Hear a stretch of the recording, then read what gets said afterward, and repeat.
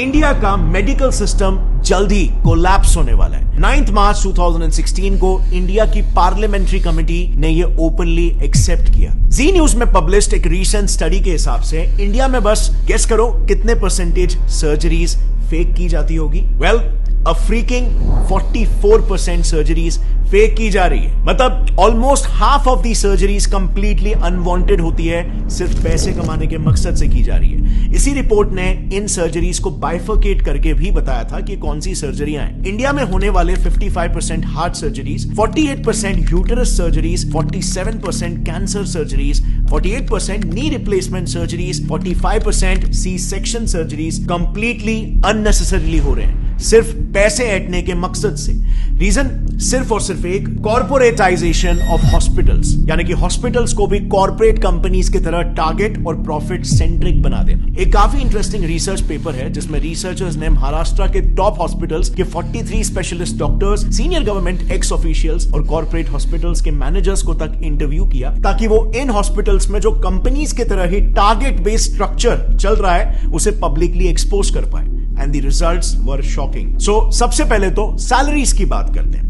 Research में participate किए respondents का यह कहना था कि हॉस्पिटल्स में काम कर रहे डॉक्टर्स की सैलरीज में बहुत ह्यूज डिफरेंस होता है। इतना ज्यादा कि न्यूबी डॉक्टर्स को 1 लाख पर मंथ की सैलरी मिलती है, लेकिन सीनियर डॉक्टर्स को 1 करोड़ पर मंथ तक भी ये सैलरी पहुंच जाती है। अब सवाल यहां पर यह आता है कि इतना बड़ा डिफरेंस क्यों? क्योंकि डिफरेंस इनके टारगेट्स में भी होता है। एक सीनियर ऑप्थेल्मोलॉजिस्ट का यह कहना है कि उन्हें एवरी मंथ 1000 पेशेंट्स को कैसे भी करके हाई एंड ट्रीटमेंट्स में कन्वर्ट करना पड़ता है। इसी पर एक और गायनेक रिस्पोंडेंट का कहना यह था कि मंथ एंड में टारगेट्स का प्रेशर काफी बढ़ जाता है, जिसके लिए उन्हें कैसे भी करके आउट पेशेंट्स यानी कि ओपीडी पेशेंट्स को भी बिना मतलब के हॉस्पिटलाइज करना ही पड़ता है, और नतीजा ज्यादा से ज्यादा सर्जरीज रेकमेंड करके टारगेट्स मीट किए जाते हैं, क्योंकि टारगेट ही यहां पर 1000 पेशेंट है।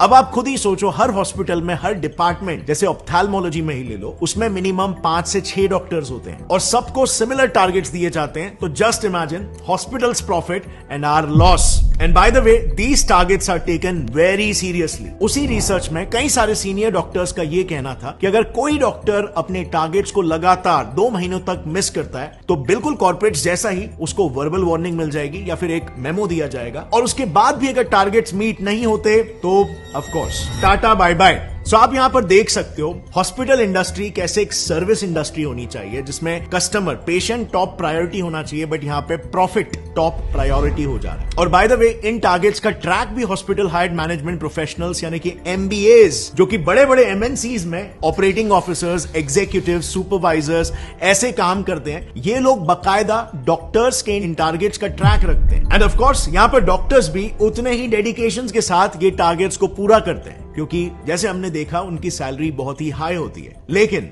उनका ये high paying job mostly contractual basis पर होता है, एंड सो उस कॉन्ट्रैक्ट को रिन्यू कराने के लिए और उनका न्यू पे स्केल डिसाइड करने के लिए उनके पिछले साल के टारगेट्स को देखा जाता है, जो अनफॉर्चुनेटली इन डॉक्टर्स को फोर्स कर देता है इलीगल स्कैम्स तक करने के लिए। नाउ, मेडिकल फील्ड के इलीगल प्रैक्टिसेस को थरली समझने के लिए हमने ये सारा इंफॉर्मेशन 2 काफी प्रोमिनेंट डॉक्टर से लिया है।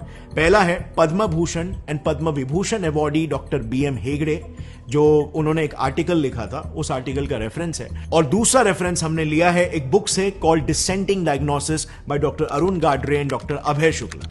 लेकिन काफी ढूंढने के बावजूद भी हमें यह बुक ऐसे पब्लिकली अवेलेबल नहीं मिली, लेकिन हमें बिजनेस इनसाइडर का एक आर्टिकल मिल गया जिसमें उस बुक के कुछ मेन एक्सर्प्ट्स अवेलेबल है। Starting with the first scam, जो इतना घिनौना है कि इंसानियत भी काइंड ऑफ शर्मा जाए। Keeping dead patients alive.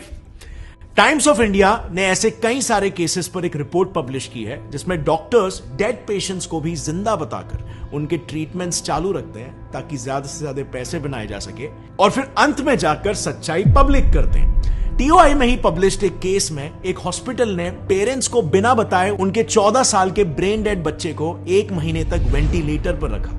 1 महीने तक जो बच्चा मर चुका था उसे जिंदा बताया गया और वेंटिलेटर पर रखा, खर्चा जनरेट किया, एंड बाद में हॉस्पिटल गिल्टी प्रूव भी हुआ, एंड उनकी फैमिली को 5 लाख रुपए कॉम्पेंसेशन के लिए दिए। अब 5 लाख रुपए मॉनेटरी कॉम्पेंसेशन तो हॉस्पिटल को देने पड़े, बट ये आप और मैं भी जानते हैं कि उस वक्त पेरेंट्स ने जब ये बात सुनी होगी, जब ये सच्चाई उन्हें पता चली होगी, तो उन पर क्या बीती होगी।